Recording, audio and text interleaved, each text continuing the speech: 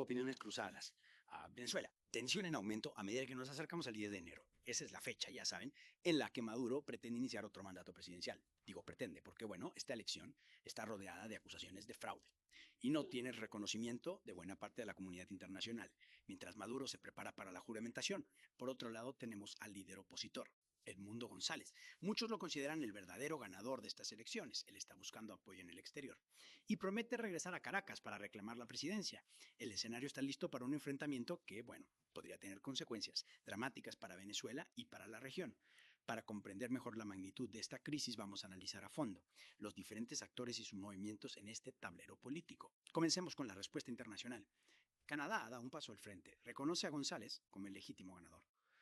Esta decisión no es meramente simbólica, abre la puerta a posibles sanciones económicas y diplomáticas contra el régimen de Maduro. Estados Unidos, por su parte, también está preparando nuevas sanciones, lo que aumenta la presión sobre el gobierno venezolano. Pero no hay un frente unido. China, un aliado clave de Maduro, ha decidido enviar un enviado especial a la toma de posesión, consolidando así su apoyo al régimen.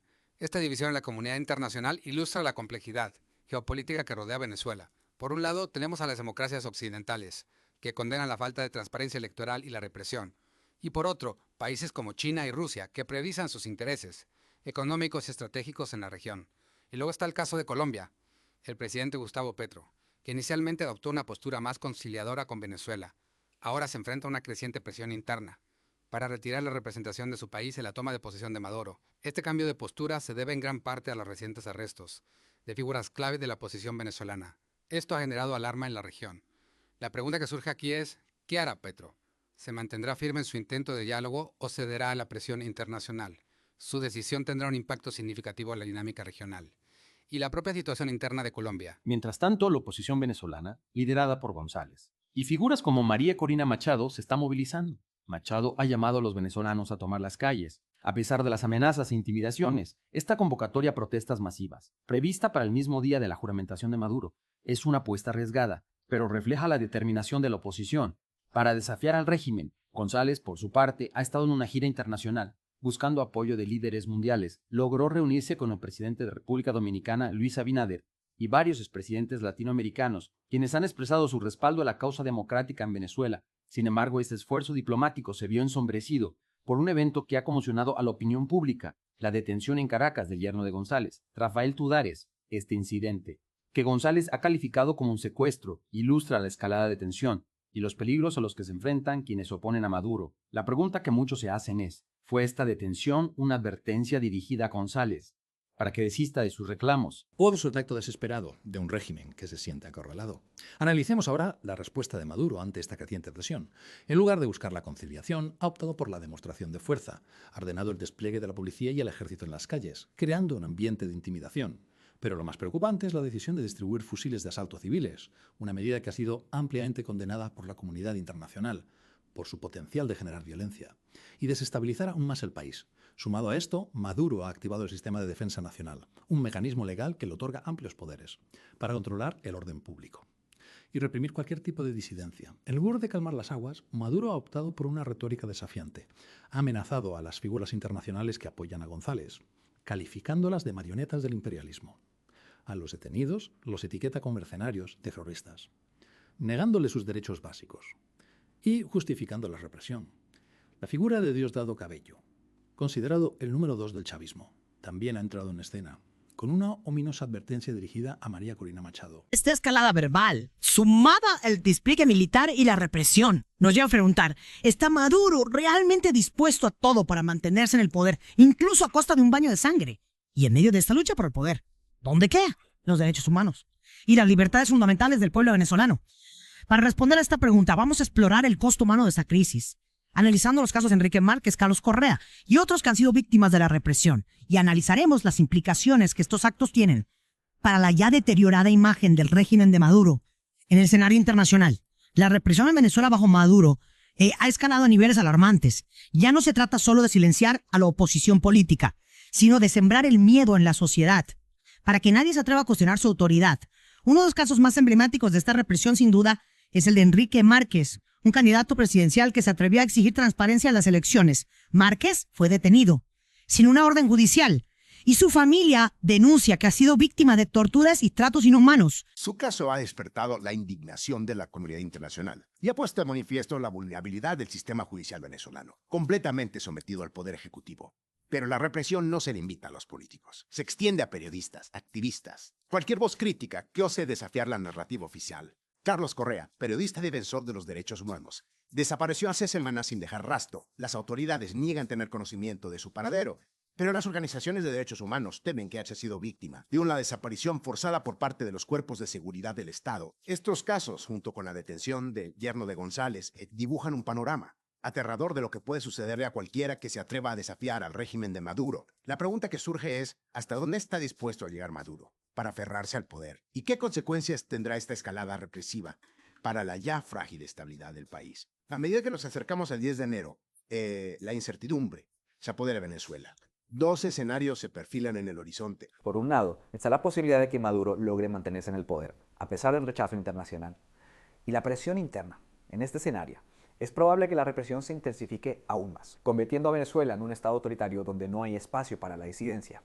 El aislamiento internacional se profundizaría, con graves consecuencias para una economía, ya devastada por años de mala gestión y corrupción. El pueblo venezolano seguiría sumido en la pobreza y la desesperanza, mientras que la élite gobernante se aferra al poder a cualquier costo. Por otro lado, existe la posibilidad, aunque remota, de que la presión interna y externa logre forzar un cambio de rumbo. Las protestas masivas convocadas por la oposición, el apoyo internacional a González y la creciente condena a la violación de los derechos humanos podrían debilitar el régimen de Maduro y abrir una ventana para una transición democrática. Esta transición no sería fácil ni rápida. Venezuela está profundamente polarizada y las heridas del pasado son difíciles de sanar. Se necesitaría un diálogo nacional inclusivo, con la participación de todos los sectores de la sociedad. Para reconstruir las instituciones, restaurar la confianza en el sistema político y sentar las bases para un futuro democrático. Sin embargo, para que esto suceda, Maduro tendría que estar dispuesto a ceder el poder, algo que por el momento parece improbable. Su retórica desafiante y sus acciones represivas sugieren que está dispuesto a luchar hasta el final para mantenerse en el poder. El 10 de enero será una fecha clave para Venezuela. Ese día se definirá si Maduro logra consolidar su control o si la oposición, con el apoyo de la comunidad internacional, consigue abrir una brecha para la democracia. Las decisiones que se tomen en los próximos días tendrán un impacto decisivo en el futuro del país y en el destino de millones de venezolanos que anhelan un futuro mejor. En medio de esta crisis, es importante reconocer la valentía de la oposición venezolana, que a pesar del riesgo y la represión, sigue luchando por la libertad y la democracia. Figuras como María Corina Machado y Edmundo González se han convertido en símbolos de resistencia, inspirando a muchos dentro y fuera de Venezuela a no rendirse ante la adversidad. Su lucha nos recuerda que la democracia es un valor que debe ser defendido con determinación y que la libertad no se concede, se conquista. Pero la responsabilidad no recae solo en los venezolanos. La comunidad internacional tiene un papel fundamental que jugar en esta crisis. Es crucial que los países democráticos mantengan la presión sobre el régimen de Maduro, exigiendo el respeto a los derechos humanos, la liberación de los presos políticos y la celebración de elecciones libres y transparentes. El apoyo a la oposición democrática y a la sociedad civil venezolana es esencial para fortalecer las fuerzas que luchan por un cambio pacífico y democrático. Pero más allá de las declaraciones y las condenas, se necesitan acciones concretas para aliviar el sufrimiento del pueblo venezolano. La crisis humanitaria que atraviesa el país exige una respuesta coordinada, inmediata por parte de la comunidad internacional. Se necesitan recursos para atender las necesidades básicas de la población, como alimentos, medicinas y atención médica. Y se necesitan mecanismos para proteger a los más vulnerables, como los niños, los ancianos y las víctimas de la violencia política. La crisis en Venezuela es un llamado de atención para el mundo. Es un recordatorio de que la democracia no se puede dar por sentada y que los derechos humanos deben ser defendidos con firmeza en todas partes del mundo.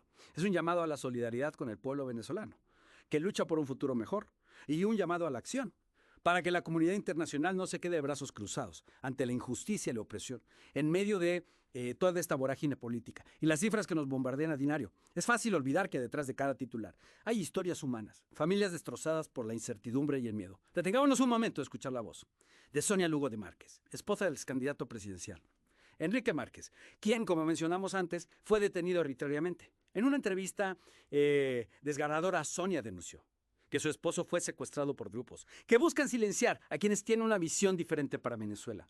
Se lo llevaron sin una orden judicial, sin una explicación.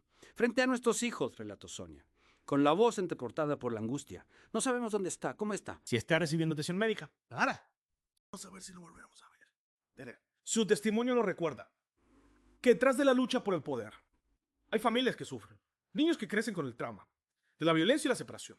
La historia de Mariana González, hija del líder opositor Edmundo González, es igualmente conmovedora.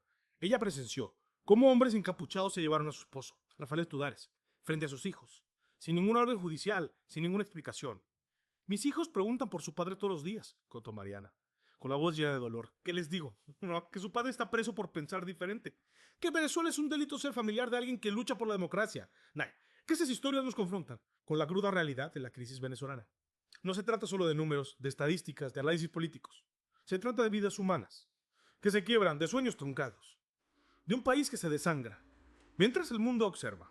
En Opiniones Cruzadas no solo analizamos los hechos, sino que buscamos dar voz a quienes sufren las consecuencias de esta crisis. Creemos que es fundamental visibilizar el costo humano de la represión, la angustia de las familias separadas, la desesperanza de un pueblo que anhela un futuro mejor. La situación en Venezuela nos interpela a todos. No podemos permanecer indiferentes ante el sufrimiento de un pueblo que lucha por su libertad. Es nuestro deber mantenernos informados, alzar nuestras voces en defensa de los derechos humanos y exigir a nuestros líderes que actúen con responsabilidad y determinación para contribuir a una solución pacífica y democrática a esta crisis. En Opiniones Cruzadas continuaremos informándoles sobre la situación en Venezuela y otros eventos relevantes de la actualidad. Los invitamos a seguirnos para mantenerse informados y ser parte de la conversación que construye un mundo más justo y solidario. Gracias por acompañarnos.